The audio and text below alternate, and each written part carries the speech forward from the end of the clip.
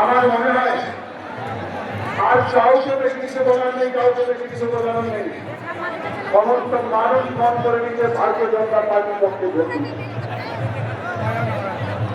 মানুষের মধ্যে দুটো শিবিরে বিভক্ত হয়ে গিয়েছে।